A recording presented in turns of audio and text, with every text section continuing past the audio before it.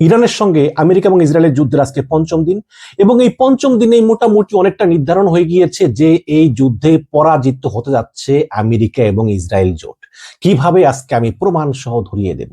প্রথমেই আমি যদি বলি, একের পর এক পয়েন্টগুলোতে আসছি, যে আয়াতুল্লাহ আলী খোমেনি কিন্তু জানতেন যে তিনি মারা যাবেন। খোমেনি জানতেন যে তিনি যেখানে সাপ্তাহিক মিটিং করেন সেই সম্পর্কে ইসরায়েল জানে এবং সেখানে বোমা নিক্ষেপ করা হতে পারে, কিন্তু খামেনি তিনি মৃত্যুকে ভয় পাননি। তিনি বলেছেন যে আমার 87 বছর, আমি শহীদি মৃত্যু চাই এবং আমি জানি যে আমার মৃত্যু হলেই ইরানি ঐক্যবদ্ধ হবে, হয়েছেও তাই। তিনি তার স্ত্রীকে বলছিলেন তুমি চলে যাও, স্ত্রী বলছেন না আমি তোমার সঙ্গে থাকবো, ফলে স্ত্রীও মারা গেলেন, তিনিও মারা গেলেন। তার মানে হচ্ছে ইরানিরা কিন্তু মৃত্যুকে ভয় পায় না। এবং এই যে হাজার হাজার বছরের সভ্যতা, পারস্য সভ্যতা, এতে প্রমাণ করে যে ইরানিরা কিন্তু বীরের জাতি। আপনি দেখেন যেমন পাকিস্তানের শত্রু হচ্ছে ইন্ডিয়া, একমাত্র শত্রু ভারত পাকিস্তানের। কিন্তু আপনি ইরানকে দেখেন, ইরানের শত্রুর অভাব না, ইরানের চারদিকে সবাই শত্রু, ইউরোপ শত্রু, আমেরিকা শত্রু, এমনকি আরব দেশগুলো ইরানের শত্রু। এবং এই ইরান যুগ যুগ ধরে তারা কিন্তু একাই লড়াই করেছে। একটা কথা বলি, ইরান যে ইরাকের সঙ্গে যুদ্ধ করলো শাতিল আরব নিয়ে, সেই ইরাকের সঙ্গে যুদ্ধে ইরানের 10 লক্ষ মানুষ মারা গিয়েছে, 10 লক্ষ মানুষ মারা গিয়েছে শুধু এই ইরাকের সঙ্গে যুদ্ধে। কাজে ইরানের সেই অভ্যাস আছে এবং ইরান কিন্তু যুগে যুগে একাই লড়াই করেছে। অন দ্য আদার হ্যান্ড, ইসরায়েলিরা কিন্তু মৃত্যুকে খুব ভয় পায়। আপনারা নিশ্চয়ই ভিডিওতে দেখেছেন যে যখন একটা মিসাইল আসে তখন ইসরায়েলের একটা সাইরেন বাজে যে মিসাইল আসতেছে। তখন আপনারা নিশ্চয়ই দেখেছেন যে ইসরায়েলিরা কিভাবে দৌড়ে গিয়ে বাংকারে লুকায়, মাটির নিচে লুকায়। তারা কিন্তু মৃত্যুকে খুব ভয় পায়, তারা মোটেও সাহসী জাতি না। সুতরাং একটা যুদ্ধকে দীর্ঘদিন ধরে চালিয়ে নেওয়ার মতো অবস্থা আসলে ওই আমেরিকা ইসরায়েলের নাই। এবং এই আমেরিকা যদি এই দীর্ঘস্থায়ী যুদ্ধ চালাতে হয় তাহলে তাদের প্রায় $100 বিলিয়ন খরচ হতে পারে, যেটা তারা করবে কিনা তাদেরকে দ্বিতীয়বার হতে হবে। আপনারা অবশ্যই দেখেছেন যে ট্রাম্পের মুখ মলিন হয়ে গিয়েছে। ট্রাম্প এখন এক কথা বলতেছেন, তখন এক কথা বলতেছেন। ট্রাম্প আলোচনার প্রস্তাব দিয়েছেন কিন্তু আবার ইরান প্রত্যাখ্যান করেছে, তখন ট্রাম্প বলতেছেন না আমিও রাজি না। ডোনাল্ড ট্রাম্প তার কথার ধারাবাহিকতা রক্ষা করতে পারতেছেন না। ইরান শুধু ইসরায়েলে আক্রমণ করেনি, ইরান কাতারে আক্রমণ করেছে, সাইপ্রাসে আক্রমণ করেছে, কুয়েতে আক্রমণ করেছে, বাহরাইন আক্রমণ করেছে। ইরান শুধু সৌদি আরবে এখন পর্যন্ত আক্রমণ করেনি, শুধু সৌদি আরবের রিয়াদ অবস্থিত মার্কিন দূতাবাসে হামলা চালিয়েছে। কিন্তু গোপন সংবাদ হচ্ছে যে ইসরায়েল এবং আমেরিকা চায় সৌদি আরবও এই যুদ্ধে ইরানের বিরুদ্ধে তাদের সঙ্গে সহযোগিতা করুক। এই কারণে ইসরায়েল করেছে কি, তাদের গোয়েন্দা সংস্থা মোসাদের কিছু কর্মকর্তাকে পাঠিয়েছে যাতে তারা সৌদি আরবের বিভিন্ন স্থাপনায় হামলা চালায়, হামলা চালিয়ে ইরানের নাম দেয়। তখন সৌদি আরব বিরক্ত হয়ে বলবে ঠিক আছে চলো আমরাও যুদ্ধে অংশগ্রহণ করি। তার মানে সৌদি আরবকে এই যুদ্ধে অংশগ্রহণ করার জন্য প্রভোগ করতেছে। মানে সৌদি আরবের বিভিন্ন স্থাপনায় হামলা চালাবে ইসরায়েল, নাম দিবে ইরানের। কিন্তু অলরেডি মোসাদের সেই কর্মকর্তারা গ্রেপ্তার হয়ে গিয়েছে। সৌদি আরব বুঝতে পেরেছে যে না আসলে ইরান এই হামলা চালায়নি। বাট অন্যান্য যেসব জায়গায়, বিশেষ করে কাতারে প্রচুর হামলা চালিয়েছে, কাতারের বিভিন্ন হোটেলে, তারপরে বাহরাইনে তো প্রচুর হামলা চালিয়েছে, বাহরাইনে প্রচুর হামলা চালিয়েছে ইরান, সাইপ্রাসে হামলা চালিয়েছে, তারপরে কুয়েতে হামলা চালিয়েছে, এবং সংযুক্ত আরব আমিরাতের যে দুবাইতে প্রচুর হামলা চালিয়েছে, যে বুর্জ আল খলিফায় এখানে হামলা চালিয়েছে। শুধু হামলা চালায়নি সৌদি আরবে। এখন সৌদি আরবও এখন ডিসিশন নিতে পারতেছে না যে আসলে সৌদি আরব আমেরিকার সঙ্গে অংশ নিবে নাকি নিবে না। এদিকে আপনার ইরান মিসাইল ছুড়ে কাতারের যেই বড় ন্যাচারাল গ্যাস শোধনাগার সেটা ধ্বংস করে দিয়েছে। এখন কাতার আর এই গ্যাস উৎপাদন করতে পারতেছে না, ফলে কিন্তু কাতারের বিশাল ব্যবসায়িক ক্ষতি হয়ে গিয়েছে। কাতার একটি রাডার ছিল, এই রাডারের দাম হচ্ছে $5 মিলিয়ন। এই কাতারে অবস্থিত এই রাডারকেই বলা হতো আমেরিকা এবং ইসরায়েলের চোখ। এই রাডার দিয়েই আমেরিকা এবং ইসরায়েল ইরানের উপর খবরদারি করত, শুধু কাতারের এই রাডার দিয়ে। ইরান সেই রাডারটা ধ্বংস করে দিয়েছে। এবং যুদ্ধ শুরুর আগে আমেরিকা থেকে 2টি যুদ্ধবাহী রণতরী, বলা হয় ফ্রিগেট, একটা ফ্রিগেট তারা 150 বিমান ক্যারি করতে পারে, 150 যুদ্ধ বিমান। এই 2টা ফ্রিগেট নাম হচ্ছে আব্রাহাম লিঙ্কন এবং জেরাল্ড ফোর্ড। এবং এই 2টা বিমানবাহী রণতরী তারা উপসাগরীয় অঞ্চলে আসে, সেখান থেকে যুদ্ধ জাহাজগুলো উড়ে গিয়ে ইরানের উপর বোমা মেরে আবার তারা এই জাহাজে ফিরে আসে। এখন সমস্যা হচ্ছে যে এই জাহাজগুলিতে কিন্তু বড় কোনো রসদ থাকে না, মজুদ থাকে না। এখানে খুব স্বল্প পরিমাণ রসদ মজুদ করে রাখে। কারণ হচ্ছে যে যদি কোনো অ্যাক্সিডেন্ট ঘটে তাহলে এই যে এত বড় মিসাইল, এত বড় বোমা, গোলা বারুদ সব একসঙ্গে ব্লাস্ট হয়ে যাবে, তাই না? কাজেই এই রণতরীগুলোতে একটা নির্দিষ্ট পরিমাণ স্টক থাকে, কিন্তু এই স্টকগুলি আবার রিস্টক করার জন্য যে কোনো একটা পোর্টে যেতে হয়। রিসাপ্লাইং এর জন্য। আগে এই আমেরিকান রণতরীগুলো যেত বাহরাইনের সালমান পোর্টে। এই বাহরাইনের সালমান পোর্টে আবার করেছে কি, ইরান কয়েকটা ক্ষেপণাস্ত্র নিক্ষেপ করেছে, নিক্ষেপ করে ওই সাপ্লাই চেইনটা পুরো ধ্বংস করে দিয়েছে। এখন আমেরিকার এই দুইটা রণতরীতে গোলা বারুদ মিসাইল রিস্টক করার জন্য অল্টারনেটিভ অপশন কি? অল্টারনেটিভ অপশন হচ্ছে দিয়াগো গার্সিয়া পোর্ট। এই দিয়াগো গার্সিয়া পোর্ট হচ্ছে একটা ব্রিটিশ টেরিটরি। এটা হচ্ছে আপনার ওই মালদ্বীপ আছে না, মালদ্বীপ, ওই মালদ্বীপ থেকে সোজা মনে করেন আপনি একদম দক্ষিণে যদি আপনি জাহাজকে চালান 2-3 দিন বা 4 দিন, তখন আপনার ছোট একটা আইল্যান্ড আছে, সেখানে এই দিয়াগো গার্সিয়া, সেখানে অবস্থিত এই দিয়াগো গার্সিয়া। সেখানে একটা আমেরিকা ইংল্যান্ডের একটা মিলিটারি বেস আছে সেখানে।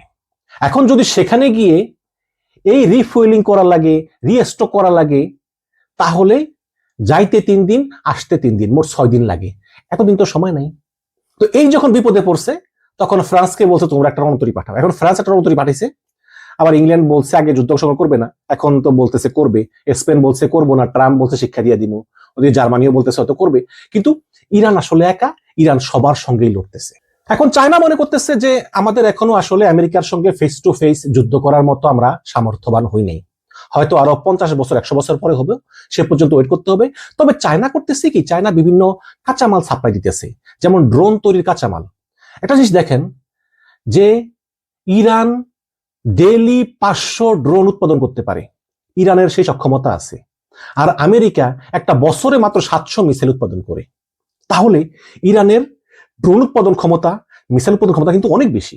ইরানের কাছে ঠিক কত মিসাইল আছে এটা আমরা জানি না, কিন্তু অনেকে ধারণা করেন যে ইরানের কাছে 80,000 থেকে 1,00,000 মিসাইল আছে। এবং ইরানের যেই বিধ্বংসী মিসাইলগুলো, সেই মিসাইলগুলো এখনো ইরান ব্যবহার করেনি। ইরান এখন শুধু ওই শাহেদ মিসাইলটা ব্যবহার করতেছে, কিন্তু ইরানের যেই শক্তিশালী বিধ্বংসী মিসাইলগুলো, এগুলো ইরান এখনো ব্যবহার করা শুরু করেনি। এবং ইরানের কাছে পারমাণবিক মিসাইলও মজুদ আছে। এখন প্রশ্ন হচ্ছে যে তাহলে আমেরিকা ইসরায়েল কেন সেটা খুঁজে পাচ্ছে না? এই মিসাইলগুলো পাহাড়ের নিচে আছে, পাহাড়ের তলদেশে। এবং আরেকটি বিষয় হচ্ছে যে আমাদের বাংলাদেশে দেখেন না, পাহাড় মাটি দিয়ে তৈরি, ইরানের সব পাহাড়গুলো হচ্ছে পাথরের, কংক্রিটের পাথরের। এবং সেই পাথরের পাহাড় কিন্তু কলাপস করে না, নিচে সুড়ঙ্গ খুললেও সেগুলো শক্ত থাকে। বিশাল বড় দেশ ইরান, সেখানে কোন পাথরের পাহাড়ের তল দেশে এই সব মিসাইলগুলো মজুদ আছে সেটা কেউ জানে না। এবং সেগুলো কোন পথ দিয়ে বেরোয়, কোন পথ দিয়ে ছাড়ে, এটা এখন পর্যন্ত আমেরিকা ইসরায়েল শনাক্ত করতে পারেনি, তবে চেষ্টা করে যাচ্ছে। ওদিকে আবার আয়াতুল্লাহ আলী খামেনির মৃত্যুর পর নতুন লিডার হয়েছেন তার ছেলে মুস্তফা খমেনি। এবং আয়াতুল্লাহ আলী খমেনি পুত্র মুস্তফা খমেনির এই মনোবল দেখে ইরানের ইসলামিক রেভলিউশনারি গার্ডস ক্রপস, সংক্ষেপে IRGC, তারা এখন নতুন উদ্যমে তারা হামলা শুরু করতেছে। এবং আমেরিকা এবং ইসরায়েল মনে করেছিল যে খমেনিকে শেষ করে দিতে পারলে সব শেষ, যেমন ওই যে বাশার আল আসাদকে সরিয়ে দিয়েছে, সাদ্দামকে সরিয়ে দিয়েছে, গাদ্দারকে সরিয়ে দিয়েছে। কিন্তু তারা জানে না যে খমেনি এমন একটি ব্যবস্থা তৈরি করেছেন যে ক্ষমতার first layer, second layer, third layer, fourth layer. এখন এই কারণেই খমেনির মৃত্যুর পরও ইরানের কোনো সমস্যা হয়নি। ইরান সেই সমান তালে হামলা চালিয়ে যাচ্ছে, বড় বড় বিধ্বংসী হামলা চালাচ্ছে। এখন ইরানের মেইন ছিল খমেনি, খমেনি নাই। এখন ইরান তাদের মেইন সুপ্রিম লিডারকে হারিয়েছে। এটা কিন্তু বাংলাদেশের প্রধানমন্ত্রীর মতো না, এটা হচ্ছে ধর্মীয় নেতা, আল্লাহর পরে ধর্মীয় নেতা, তাকে ইরান হারিয়েছে। এখন ইরান ব্যাপকভাবে তারা প্রতিশোধমূলক হামলা শুরু করেছে, যার জন্য আমেরিকা এবং ইসরায়েল প্রস্তুত ছিল না। তারা মনে করেছিল যে খমেনি মারা গেলেই বাকি সব দুর্বল হয়ে যাবে, পলানো শুরু করবে, তারপর সবাইকে ধাওয়া দিয়ে ক্ষমতা দখল করে নিয়ে তাদের পুতুল সরকার হিসেবে কাউকে বসাবে। কিন্তু সেই আশায় ঘুরে বালি। কারণ আমেরিকা ভালো করে জানে যে উপর থেকে বিমান হামলা চালিয়ে একটা দেশকে ধ্বংস করা যায়, কিন্তু ক্ষমতা বদল করা যায় না। এই জন্য এখন আমেরিকা বলতেছে যে ওই কুর্দি স্থানের যে কুর্দি বিদ্রোহী আছে, ওদেরকে অস্ত্র দিবে, গোলা বারুদ দিবে, ওরা যাতে স্থলপথে যুদ্ধ করে। আবার শুনলাম ডোনাল্ড ট্রাম্প তাদের যে স্থল সেনাবাহিনী আছে তাদেরকে মহড়া দেওয়ার নির্দেশ দিয়েছে, একটু প্র্যাকটিস করার, যে কোনো মুহূর্তে তারা স্থলভাগে সেনা নামাতে পারে। কিন্তু ইরান এমন একটা বড় দেশ এবং এত পাহাড় পর্বত, এখানে কিন্তু স্থলপথে যুদ্ধ করা এত সহজ না। এবং আফগানিস্তান কিন্তু সেম। আমরা দেখেছেন যে আফগানিস্তানে 10 বছর যুদ্ধ করতে গিয়ে সোভিয়েত ইউনিয়ন 15টা ভাগ হয়ে একদম ধ্বংস হয়ে গেল। ওই মূল অংশ রাশিয়া রয়ে গেল, আর বাকি যে অংশগুলো সেগুলো 15টা ভাগে ভাগ হয়ে গেল এবং সোভিয়েত ইউনিয়ন শেষ হয়ে গেল। তারপর আফগানিস্তানে যুদ্ধ করলো আমেরিকা। 20 বছর যুদ্ধ করে আমেরিকা ট্রিলিয়ন ট্রিলিয়ন ডলার খরচ করে কি অ্যাচিভ করলো? কিছু অ্যাচিভ করলো না। তাদের সৈন্য মারা গেল। 20 বছর পরে তালেবানদের হাতে ক্ষমতা দিয়ে চলে আসলো। তারপরে ইরাকে যে যুদ্ধ করলো, আমেরিকা উপসাগরীয় যুদ্ধ, সেখানে ট্রিলিয়ন ট্রিলিয়ন ডলার খরচ করে কি অ্যাচিভ করলো? কিছু অ্যাচিভ করতে পারলো না। এখন আবার ইরান, এই ইরানে যদি স্থলভাগে আমেরিকা নিজেদের সৈন্য পাঠাক বা কুর্দি সৈন্য পাঠাক, তাদের পরিণতিও কিন্তু ভালো হবে না, কারণ ইরান কিন্তু একটা ভয়ঙ্কর দুর্গম জায়গা এবং এখানে যুদ্ধ করা এত সহজ না। এখন অনেকে বলতেছেন যে ট্রাম্প তো যুদ্ধ শুরু করার আগে কংগ্রেসের অনুমতি নেই, এখন মার্কিন কংগ্রেস মানে সংসদ কি এই যুদ্ধ থামাবে? দেখুন, এই মুহূর্তে আমেরিকার মাত্র 5 জন মারা গেছে, যদিও ট্রাম্প বলছেন যে আমার আরো সৈন্য মরতে পারে, তার মানে তিনি হয়তো চিন্তা করতেছেন যে তিনি স্থল বাহিনী পাঠাবেন। হয়তো আরো সৈন্য মরলে হয়তো বা কংগ্রেস একটা উদ্যোগ নিতে পারে যে না, অনেক হয়েছে, এবার তুমি যুদ্ধ থামাও, বাট এটা নাও হতে পারে।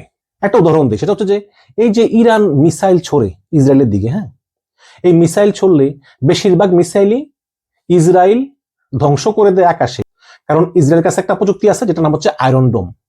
এই আয়রন ডোম দিয়ে ইরানের যে কোনো ক্ষেপণাস্ত্র ইসরায়েলের মাটিতে পড়ার আগেই ইসরায়েল ওটা আকাশে ধ্বংস করে দেয়। হ্যাঁ, কিভাবে ধ্বংস করে?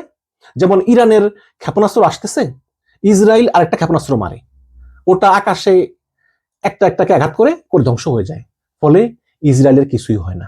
কিন্তু ইরান একসঙ্গে এত ক্ষেপণাস্ত্র মারে যে আয়রন ডোমও কনফিউজড হয়ে যায় এবং কিছু আকাশে ঠেকাতে পারে, কিছু মাটিতে পড়ে।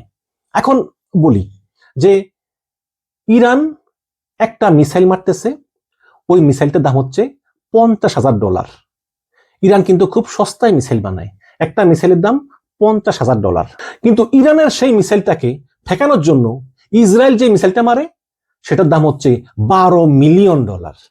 মাঝে মধ্যে আবার একটা ক্ষেপণাস্ত্র ঠেকানোর জন্য 4-5টা আয়রন ডোম মারতে হয়, তখন এই 12 গুণ করেন কত হয়? বিশাল ব্যয়বহুল, বিশাল ব্যয়বহুল। এবং আমেরিকা ইসরায়েলকে যে বিলিয়ন বিলিয়ন ডলার দিয়ে হেল্প করে, এই কারণে কিন্তু ইসরায়েল টিকে আছে, না হলে কিন্তু ইসরায়েল হচ্ছে বরিশাল বিভাগের মতো একটা দেশ, ছোট, 1 কোটি জনসংখ্যা, এদের পক্ষে আসলে এতদিন টিকা সম্ভব হতো না। শুধু আমেরিকার যে কোনো ধরনের সাপোর্ট আছে, যত সাপোর্ট আছে সব সাপোর্ট আমেরিকা দিচ্ছে, টাকা পয়সা, প্রযুক্তি, মিলিটারি, অস্ত্র যা যেভাবে আছে সব দিচ্ছে আমেরিকা, এই কারণে কিন্তু ইসরায়েল টিকে আছে। এবং সবচেয়ে ইন্টারেস্টিং যে ব্যাপারটা হচ্ছে সেটা হচ্ছে হরমুজ প্রণালী। আপনারা যদি হরমুজ প্রণালীর ম্যাপটা দেখেন, হরমুজ প্রণালীর এক পাশে হচ্ছে সংযুক্ত আরব আমিরাত, আরেক পাশে হচ্ছে কুয়েত, আরেক পাশে হচ্ছে সৌদি আরব এবং ইরান। হ্যাঁ, ইরান এক পাশে, সৌদি আরব এক পাশে কুয়েত, আরেক পাশে আরব আমিরাত এবং ওমান। এবং এই হরমুজ প্রণালীর একটা পাশ হচ্ছে ল্যান্ডলকড, মানে ওই পাশ দিয়ে কোথাও যাওয়া যায় না। কাজেই এই কুয়েতকে, সৌদি আরবকে এবং সংযুক্ত আরব আমিরাতকে যদি জাহাজের মাধ্যমে তেল এবং গ্যাস রপ্তানি করতে, অবশ্যই আপনারা জানেন যে তেল গ্যাস তো জাহাজে করেই নেয়, তাহলে এই হরমুজ প্রণালীর ভিতর দিয়ে এই জাহাজটাকে যেতে হবে। এবং এই যে এই বিস্তীর্ণ যে সাগরটা, এই সাগরের একটা অংশ আছে, সেই অংশটা মাত্র 2 কিলোমিটার প্রশস্ত, মাত্র 2 কিলোমিটার, 21 কিলোমিটার লম্বায় আছে, ঠিক আছে, কিন্তু প্রশস্ত হচ্ছে মাত্র 2 কিলোমিটার। এটাকেই বলা হয় হরমুজ প্রণালী। এবং এই হরমুজ প্রণালী হচ্ছে এই ইরানের সঙ্গে অবস্থিত। ইরান এর আগে অনেকবার বলেছিল যে হরমুজ প্রণালী বন্ধ করে দিবে, কিন্তু করে নাই। কিন্তু ইরান এই প্রথম হরমুজ প্রণালী বন্ধ করে দিয়েছে এবং এই হরমুজ প্রণালীর এখানে প্রায় 150 জাহাজ আটকা আছে এবং অনেক জাহাজকে ডুবিয়ে দিয়েছে এই ইরানের রেভলিউশনারি গার্ডরা। এবং তারা অ্যানাউন্স করে বলতেছে যে হরমুজ প্রণালী বন্ধ, তোমরা কেউ আসবে না। এখন প্রশ্ন হচ্ছে যে হরমুজ প্রণালী বন্ধ হলে আসলে ক্ষতিটা কি হবে? দেখুন, অলরেডি ইরানের ক্ষেপণাস্ত্রের কারণে সৌদি আরবের তেল শোধনাগার ধ্বংস হয়ে গিয়েছে, কাতারের গ্যাস উৎপাদন কেন্দ্র ধ্বংস হয়ে গিয়েছে। তারপরেও যা আছে তাও যদি রপ্তানি করতে হয়, তাহলে এই হরমুজ প্রণালী দিয়ে কিন্তু যাওয়া লাগবে, যেটা ইরান বন্ধ করে দিয়েছে। এবং এই হরমুজ প্রণালীর কোনো অল্টারনেটিভও নাই। এই পৃথিবীতে যত ন্যাচারাল গ্যাস রপ্তানি হয় তার 5 ভাগের 2 ভাগ হয় এই হরমুজ প্রণালী দিয়ে। এবং পৃথিবীতে যত তেল রপ্তানি হয় তার 27% রপ্তানি হয় এই হরমুজ প্রণালী দিয়ে। এবং 2018 সালের একটা পরিসংখ্যান অনুযায়ী এই হরমুজ প্রণালী দিয়ে প্রতিদিন প্রায় $1.5 বিলিয়ন তেল রপ্তানি হয়। এটা হচ্ছে 2018 সালের পরিসংখ্যান। তাহলে এই 2026 সালে এসে সেটার পরিমাণ তো কমপক্ষে 3 থেকে 4 বিলিয়ন ডলারের কম না। এই পরিমাণ তেল প্রতিদিন, মানে প্রতিদিন এই হরমুজ প্রণালী দিয়ে বহির্বিশ্বে রপ্তানি হয়। সুতরাং এই হরমুজ প্রণালী বন্ধ করার কারণে কুয়েত, ইরান, আরব আমিরাত, সৌদি আরব, ওমান তারা কোনো তেল এবং গ্যাস রপ্তানি করতে পারবে না, ফলে তাদের ইকোনমি কলাপস করবে। এবং এই হরমুজ প্রণালী যদি 1 মাস বন্ধ থাকে তাহলে সমস্ত পৃথিবীর ইকোনমি কলাপস করবে। পৃথিবীতে আবার রিসেশন শুরু হবে, সেই 2008 সালের মতো, সেই করোনার সময়ের মতো, যেটাই পৃথিবী বহন করতে পারবে না। সুতরাং যেটা এখন বলবো শেষ কথা, ইরানের হারানোর কিছুই নেই, ইরানের হারানোর কিছুই নাই, ইরানের জীবনেরও মায়া নাই। ইরান কষ্ট সহ্য করতে পারে। ইরান বলতেছে তোমরা আমার দেশে যত পারো হামলা চালাও, আমরা সার্ভাইভ করব, কিন্তু আমরা যে হামলা চালাবো সেই হামলা সহ্য করার ক্ষমতা তোমার থাকতে হবে। এখন যদি দিনের পর দিন এই সৌদি আরবে, কুয়েতে, কাতারে এইভাবে ইকোনমি বন্ধ হয়ে যায়, ব্যবসা বাণিজ্য বন্ধ হয়ে যায়, দেশ ধ্বংস হয়ে যায়, তাহলে কিন্তু একসময় এই আরব দেশের জনগণই তাদের বাচ্চার বিরুদ্ধে বিদ্রোহ করবে যে তোমরা কি করতেছ। এবং আমেরিকার এই ট্রিলিয়ন ট্রিলিয়ন ডলার, ট্রাম্প কিন্তু প্রেসিডেন্ট হওয়ার সময় বলেছিল যে আমি যুদ্ধ বন্ধ করব, কিন্তু সেই ট্রাম্প এখন সেই প্রতিশ্রুতি ভঙ্গ করে একের পর এক যুদ্ধে জড়াচ্ছে এবং একের পর এক পয়সা ঢালতেছে। তিনি কত পয়সা ঢালবে? ওদিকে ইউক্রেন যুদ্ধ, ওদিকে আবার ভেনেজুয়েলা থেকে মাদুরাকে তুলে নিয়ে আসলো, এখন আবার জড়ালো সেই ইরানের সঙ্গে যুদ্ধে। এবং এই ইরানের সঙ্গে যুদ্ধেই কিন্তু এই আমেরিকা এবং ইসরায়েলের পরাজয় অবধারিত। কারণ যতই যুদ্ধ দীর্ঘ হবে ততই কিন্তু ইসরায়েল এবং আমেরিকার পরাজয় হতে থাকবে। তাদের দেশের জনগণ এটা মেনে নিবে না এবং এটা বহন করার মতো ক্ষমতাও কিন্তু এই মিডল ইস্টের দেশগুলোর নাই, সুন্নি দেশগুলোর। কাজেই ইরান চায় যুদ্ধটা দীর্ঘ হোক, কিন্তু আমেরিকা চায় যুদ্ধটা দ্রুত শেষ হয়ে যাক। কিন্তু আমেরিকা এবং ইসরায়েল চাইলে কিন্তু হবে না। তারা মনে করেছিল যে প্রথম দিন যদি খামেনিকে মেরে ফেলি তাহলে এমনিতে যুদ্ধ শেষ হয়ে যাবে, কিন্তু তাদের এই ধারণা একদম ভুল। খামেনির মৃত্যুর পরে ইরান আরো শক্তিশালী হয়েছে, আরো ঐক্যবদ্ধ হয়েছে এবং খামেনির ছেলে মুস্তফা খামেনি নতুন লিডার হয়েই তিনি যুদ্ধ চালিয়ে যাওয়ার ইঙ্গিত দিয়েছেন। তো এই মাত্র একটা খবর পেলাম যে ইরানে যে আমেরিকা যুদ্ধ পরিচালনা করতেছে এটার পক্ষে নাকি মার্কিন সিনেট ভোট দিয়েছে। তার মানে হচ্ছে এখন ট্রাম্প সংসদের অনুমোদনও পেয়েছেন। শেষ করি একটা কথা দিয়ে। একজন চাইনিজ অধ্যাপক 2024 সালে তিনি কানাডাতে অধ্যাপনা করেন। তিনি নিজ ক্লাসরুমে অনুমান করে একটা কথা বলেছেন। তিনি বলেছেন যে আগামী 2 বছর 3টা বিষয় ঘটবে। কি 3টা বিষয়? এক হচ্ছে ডোনাল্ড ট্রাম্প আবার আমেরিকার প্রেসিডেন্ট হবে, আর 2 হচ্ছে প্রেসিডেন্ট হয়ে ট্রাম্প ইরাকে আঘাত হানবে, এবং 3 হচ্ছে ইরানের সঙ্গে যুদ্ধে আমেরিকা ইসরায়েল শোচনীয়ভাবে হারবে এবং পুরা ওয়ার্ল্ড অর্ডার চেঞ্জ হয়ে যাবে, আমেরিকার আর কোনো ভ্যালু এই বিশ্বে থাকবে না। এখন প্রথম যে অনুমানটা ট্রাম্প ক্ষমতা যাবে এটাও সত্য হয়েছে, দ্বিতীয় অনুমানটা আমেরিকা ইরান অ্যাটাক করবে এটাও হয়েছে। এখন এই তৃতীয় যে অনুমানটা এই চাইনিজ অধ্যাপকের, যে আমেরিকা শোচনীয়ভাবে হারবে, এটাই এখন হওয়ার বাকি এবং এটা হওয়ার পথেই আসলে আমেরিকা ইসরায়েল এগিয়ে যাচ্ছে বলেই আমার বিশ্বাস। দর্শক, আপনাদের মতামত জানতে চাই। ভালো থাকবেন।